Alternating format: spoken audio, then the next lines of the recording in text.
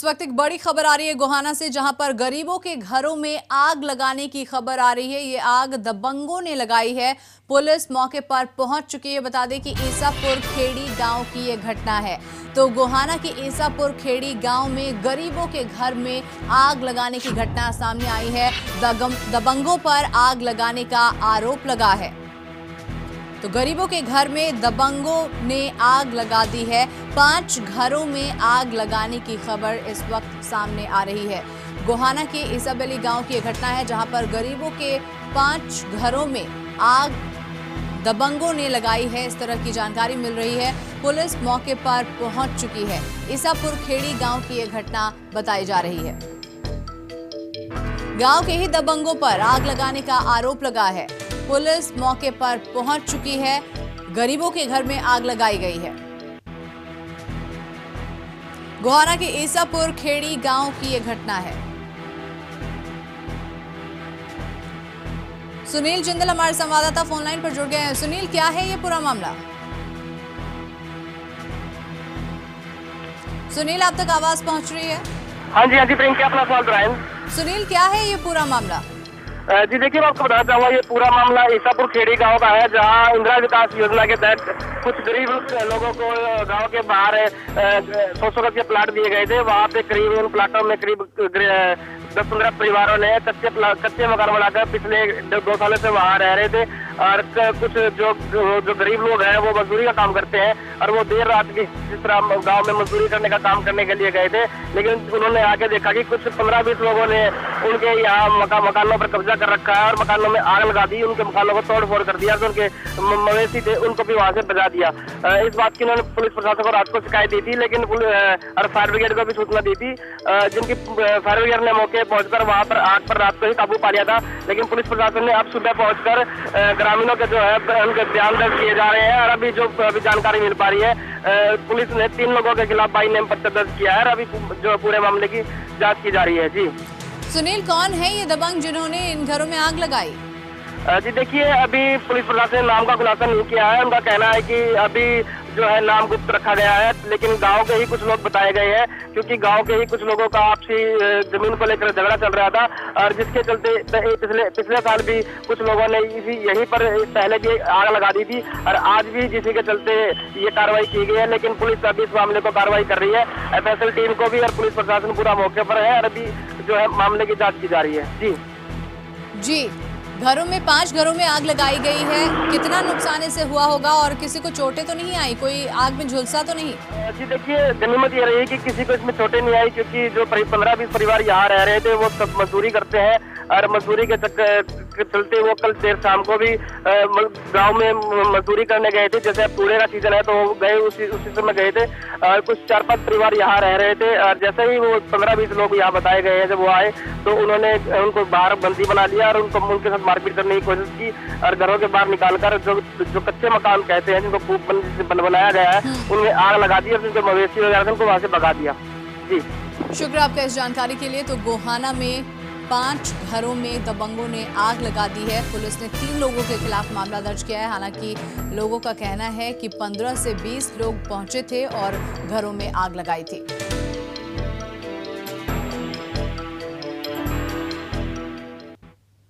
अगली खबर कलायत से है, जहां पर छेड़छाड़ से परेशान होकर धनौरी गांव की 32 साल की एक महिला ने खुदकुशी कर ली। बताया जा रहा है कि न्याय नहीं मिलने की वजह से महिला काफी परेशान थी।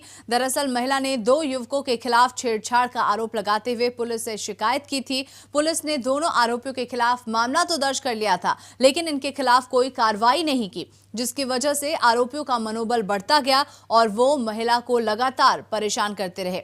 इससे तंग आकर महिला ने जहर खाकर खुदकुशी कर ली। फिलहाल इस मामले में परिजनों ने शव लेने से इनकार कर दिया है।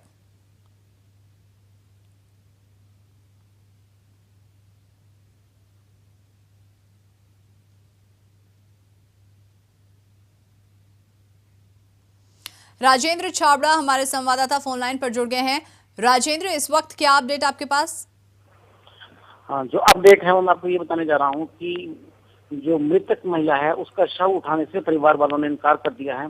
उनकी मांग है कि यहाँ पर DC और SP जैसे अधिकारी आए और जिन लोगों ने जांच में कोताही की है उनके खिलाफ मामला दर्ज किया जाए।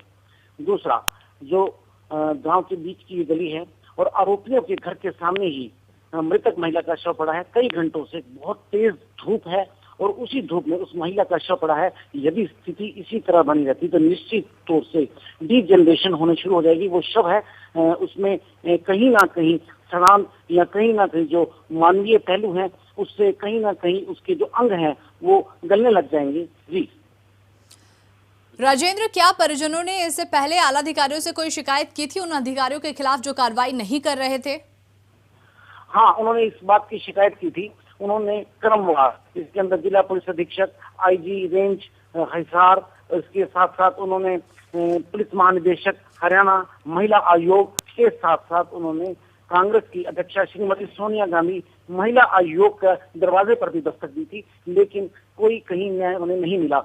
इस न्याय न मिलने से शुभ ही इस महिला ने आत्महत्या की है। एक इबारत है जो हमारे सामने आई है, उस इबारत में उन्होंने लिखा है, उस मृतक महिला ने, कि किन किन अधिकारियों का दरवाजा उसने खटखटाया, लेकिन अफसोसजनक पहलू है कि कहीं भी उसे न्याय नहीं मिला। और क्या परिणति हुई उस महिला की मौत के लिए, जिसके परिवार के लोग उसे जिम्मेदार बता रहे हैं। उन अधिकारियों को, उन जो शीर्ष पर बैठे, जो कुर्सी पर लोग हैं, उनको, जिन्होंने उसे किसी प्रकार का न्याय देने का ना तो प्रयास किया और ना ही किसी प्रकार की कार्रवाई की। जी राजेंद्र, जीते जी तो इस महिला को इंसाफ नहीं मिल पाया, लेकिन अब महिला की आत्महत्या के बाद भी क्या प्रशासन जागा है?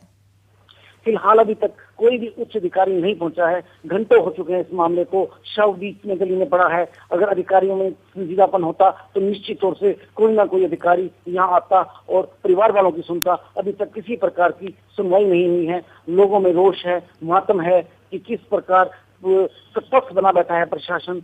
इस संजीदा, जहां उनको संजीदापन चाहिए था, कहीं उनकी संजीदगी नजर नहीं है। अगर गंभीर होते तो निश्चित तौर से अधिकारी यहाँ पहुंचते। जी शुक्र आपका इस तमाम जानकारी के लिए। तो छेड़छाड़ से तंग आकर एक महिला ने खुदकुशी कर ली। पुलिस में रिपोर्ट भी दर्ज कराई थी, लेकिन पुलिस ने आरोपियों के खिलाफ कोई कार्रवाई नहीं की, जिससे आरोपियों का मनोबल और बढ़ गया था और शिकायत दर्ज होने के बावजूद आरोपी महिला के साथ छेड़छाड़ करते रहे। जेबीटी भर्ती घोटाले में सजा याफ्ता अजय चौटाला की अंतरिम जमानत याचिका पर आज सुनवाई होगी। अजय चौटाला की जमानत याचिका पर दिल्ली हाई कोर्ट में सुनवाई होनी है। अंतरिम जमानत की अवधि आज खत्म हो रही है। अजय चौटाला मेडिकल ग्राउंड पर जेल से बाहर हैं। बता दें कि अजय चौटाला और ओपी चौटाला समेत कई दोषियों को 10-10 साल की सजा सुनाई गई है।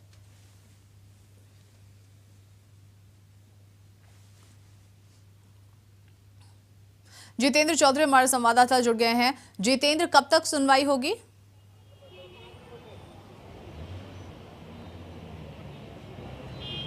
देखिए, ये जो जेबीटी भर्ती घोटाला मामला है, इसके अंदर अजय चौटाला की जो अंतरिम जमानत अवधि है वो आज खत्म हो रही है और दिल्ली हाई कोर्ट में इस पर सुनवाई होगी कि अब उनको राहत मिलेगी या नहीं।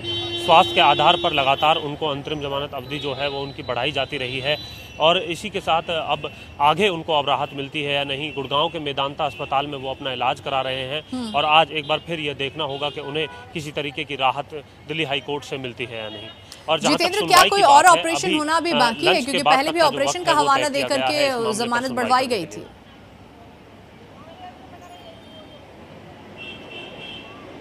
बिल्कुल, 28 तारीख को एक ऑपरेशन की बात जो है वो कोर्ट के सामने रखी गई थी कि जो बीती 28 तारीख थी उस दिन एक अजय चौटाला का एक खास ऑपरेशन होना है। हालांकि कोर्ट ने भी इस पर अपना जो रुख है वो सख्त अख्तियार किया था कि अगर ये ऑपरेशन नहीं होता है तो आपको वापस जेल जाना होगा और ज़रूरी है कि आप वो तमाम रिपोर्ट जो है वो कोर्ट के अंदर पेश करें। तो इसी बात को मद्देनज़र रखते हुए अब ये देखना है कि क्या इस बार क्या दलील दी जाती है जो अजय चौटाला के वकील हैं उनकी तरफ से ज़मानत अवधि बढ़वाने के लिए, क्योंकि अब काफ़ी वक्त बीत चुका है और अब कहीं ना कहीं जो है मुश्किलें जो हैं वो बढ़ती हुई नज़र आ रही हैं, क्योंकि एक लंबा वक्त जो है मेडिकल ग्राउंड पर अंतरिम जमानत अवधि बढ़ाते हुए हो चुका है। अब स्वास्थ्य की क्या रिपोर्ट पेश की जाती है, अलग अलग समस्याएं जो हैं वो दिल्ली हाई कोर्ट के सामने पेश की जाती हैं, जिसके आधार पर यह जमानत लगातार बढ़ती जा रही है। चलिए, तो हेल्थ रिपोर्ट पर डिपेंड करेगा कि जमानत मिलती है, अवधि बढ़ती है अंतरिम जमानत की या नहीं बढ़ती है। बने रहिए जितेंद्र आप हमारे साथ, अगली खबर पर भी हम आपके पास लौटेंगे। आय से अधिक संपत्ति के मामले में आज अजय, अभय और ओपी चौटाला पर सुनवाई होनी है। ये सुनवाई दिल्ली के 30 हजारी कोर्ट में होनी है। बता दें कि सीबीआई ने 26 मार्च 2010 को चौटाला के खिलाफ आरोप पत्र दाखिल किया था और उन्हें 1993 से 2006 के बीच कथित रूप से उनकी वैध आय से काफी अधिक 6.09 करोड़ रुपए की संपत्ति जुटाने के लिए जिम्मेदार ठहराया था।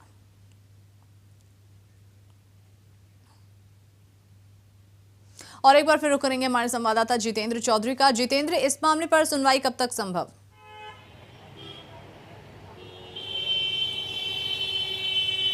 देखिए, ये दिल्ली की 30 हजारी कोर्ट के अंदर ये मामला है और जहां तक आज की बात की जाए तो आज ओम प्रकाश चौटाला की इस मामले में सुनवाई होनी है। हालांकि अजय चौटाला, अभय चौटाला और ओपी चौटाला पर यह केस सीबीआई की तरफ से ज़रूर आय से अधिक संपत्ति अर्जित करने का बनाया गया है, लेकिन आज जो सुनवाई होनी है वो ओपी चौटाला की होनी है। और इसमें जो दस्तावेज हैं जो कोर्ट के सामने पेश किए गए हैं सीबीआई द्वारा, जिससे ये साबित होता है कि आय से अधिक संपत्ति अर्जित की गई है, उन तमाम दस्तावेजों से संबंधित जो गवाह हैं, जो अधिकारी हैं, वो कोर्ट के सामने पेश हो रहे हैं। और इस बात को कोर्ट के सामने रखा जा रहा है कि जो तमाम जो दस्तावेज हैं जिनके आधार पर ये संपत्ति आय से अधिक अर्जित की गई है वो बिल्कुल ठीक है। हालांकि अभी खंडन का जो वक्त है वो जो चौटाला के जो वकील हैं वो अपनी तरफ से रखेंगे, यानी अभी इस मामले के अंदर किसी तरीके के फैसले या फिर अंतिम रूप में आने में अभी काफ़ी वक्त लग सकता है।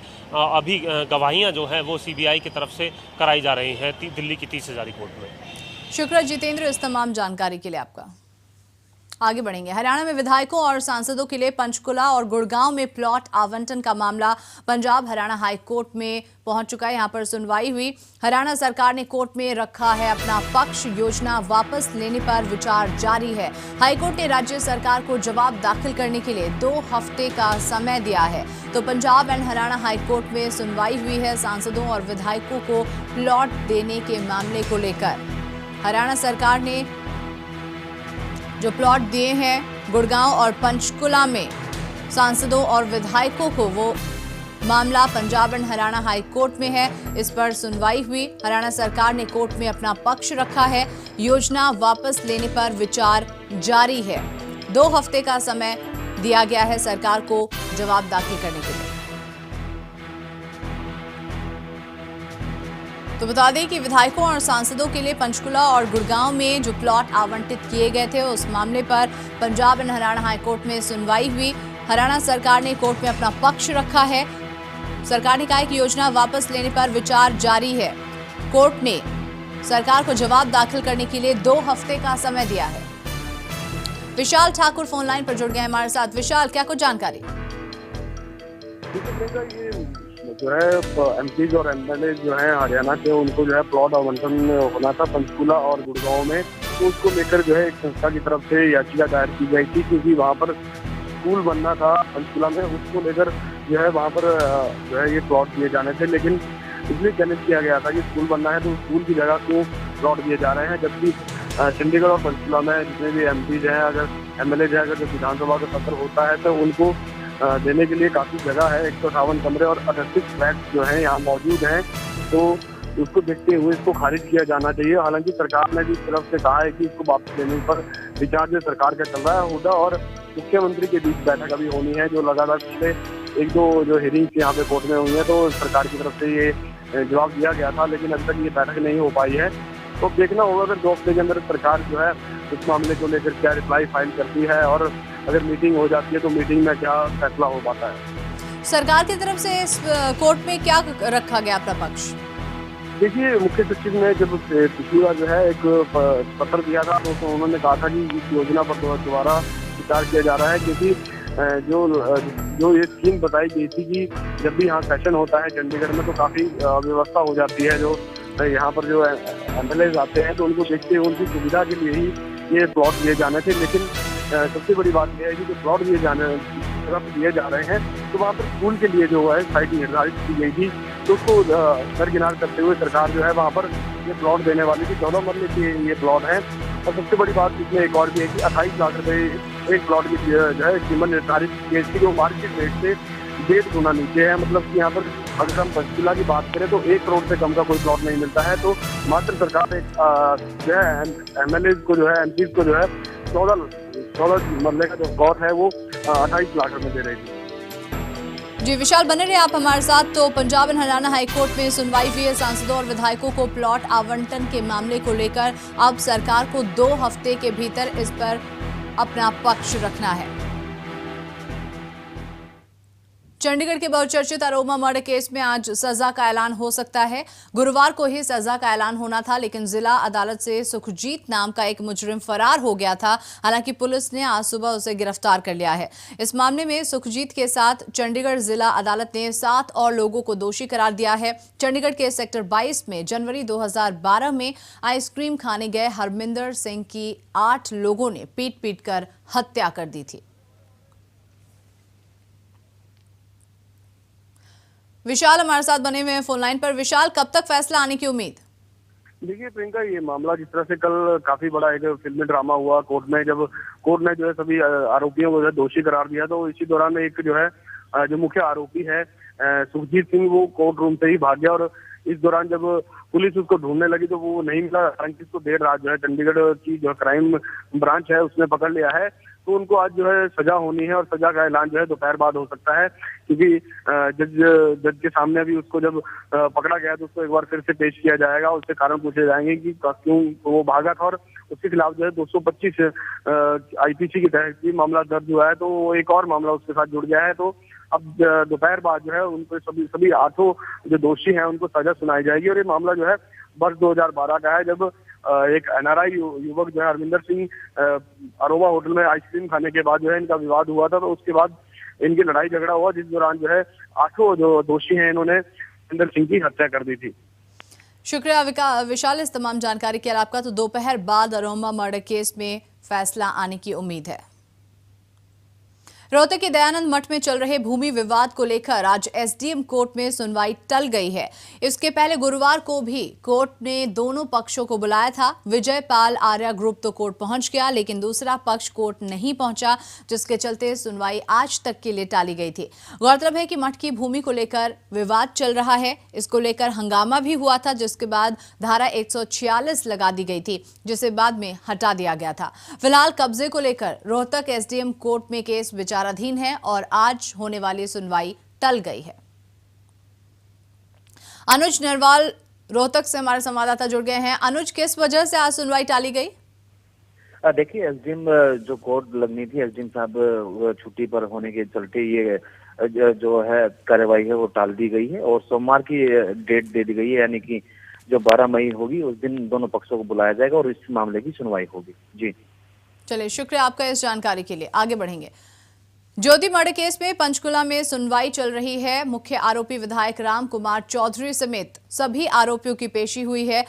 गौरतलब है कि चंडीगढ़ में बतौर PG रहने वाली होशियारपुर की ज्योति का शव पिछले साल पंचकुला के सेक्टर 21 में सड़क पर मिला था।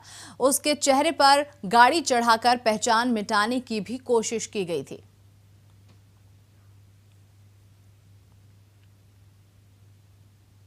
घरौंडा में एक महिला से रेप का मामला सामने आया है। महिला पानीपत की रहने वाली है। उसका आरोप है कि रोहतक निवासी एक व्यक्ति ने उसके पति को नौकरी देने की बात कही थी और डॉक्यूमेंट्स देने के बहाने महिला को घरौंडा के PWD रेस्ट हाउस में बुलाया था, जहां उसके साथ रेप किया गया। घटना देर रात की है। महिला ने पुलिस में शिकायत दर्ज कराई है। फिलहाल पुलिस मामले की छानबीन कर रही है।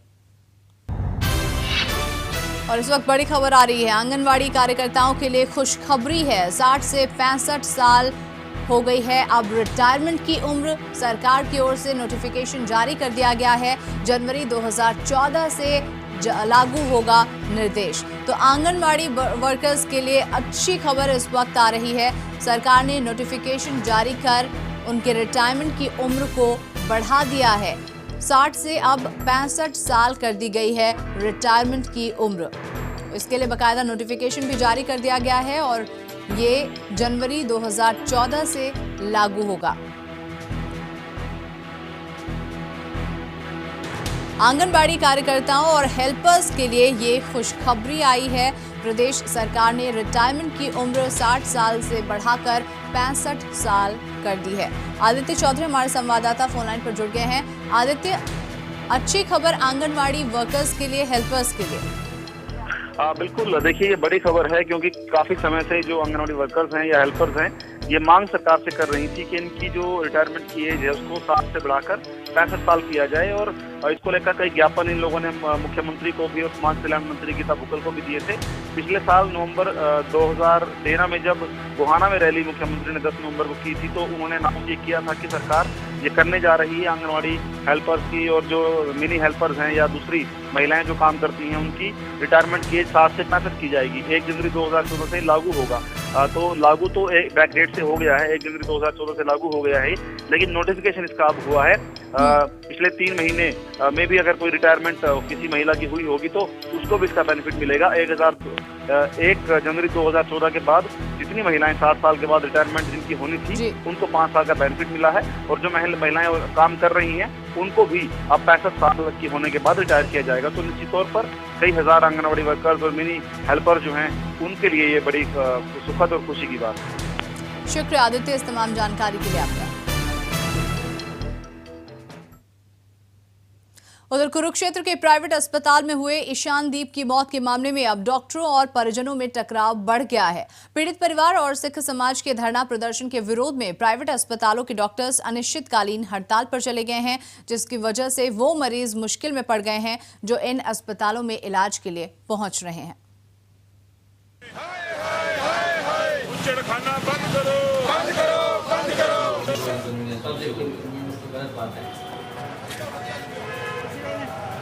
कुरुक्षेत्र के प्राइवेट अस्पतालों के डॉक्टर हड़ताल पर चले गए हैं।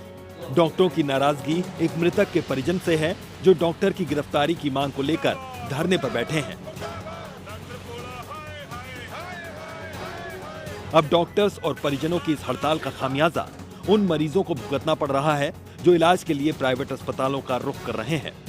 दरअसल यहाँ के एक प्राइवेट अस्पताल में 23 अप्रैल को इलाज के दौरान पोलियो से पीड़ित एक बच्चे की मौत हो गई थी। इस मामले में परिजन डॉक्टर की गिरफ्तारी की मांग करते हुए धरना प्रदर्शन कर रहे हैं। परिजनों का साथ दे रहे सिख समाज के सदस्य कंवलजीत सिंह ने आरोप लगाया कि डॉक्टर उन पर दबाव बनाने के लिए हड़ताल पर गए हैं। बड़े दुखी हृदय के साथ आज ये बात कहनी पड़ रही है कि जिसको हम भगवान के बाद दूसरा दर्जा डॉक्टर को देते हैं, आज वो जो लोगों की जिंदगी बचाते हैं वो आज जिंदगी के साथ खिलवाड़ करने के लिए डॉक्टर सभी हड़ताल पर चले गए हैं। वो एक उस दोषी को बचाने के लिए जिसके ऊपर ये एक 12 साल के बच्चे का जो अपने परिवार का इकलौता बच्चा था उसकी हत्या करने का आरोप है, उसको बचाने के लिए दबाव बनाने की रीति के लिए ये आज हड़ताल पर गए। हमें बहुत भारी दुख है।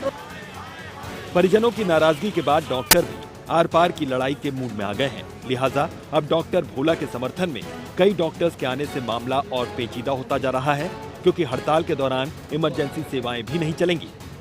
धमकियां दे रहे हैं और मनी चाहते हैं। अब आपका क्या स्टैंड है? तो हमारा स्टैंड अब ये है कि ऐसी स्थिति में हम कोई भी अपने नर्सिंग होम पे काम नहीं कर पाएंगे, इसलिए हम अनिश्चित काल के लिए अपने तमाम नर्सिंग होम कुरुक्षेत्र के बंद कर रहे हैं।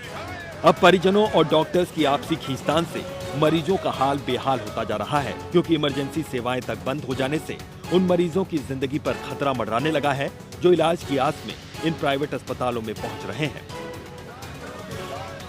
फोकस हरियाणा के लिए कुरुक्षेत्र से राजेश चौहान।